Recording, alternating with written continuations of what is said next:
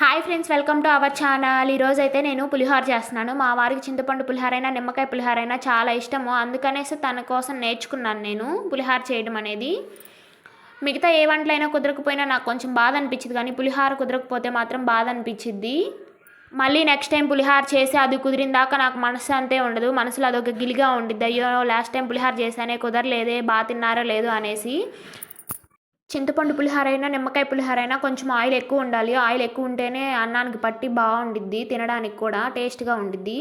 కొంచెం ఫ్లేవర్ బాగుండాలి అనుకుంటే అల్లం ఫ్లేవర్ తగిలితే చాలా బాగుండిద్ది. అల్లం కూడా వేసుకోవచ్చు. నేనైతే తాలింపులోనే వేసేస్తాను. పసుపు అనేది అందులో బాగా ఫ్రై అయిపోయిద్ది.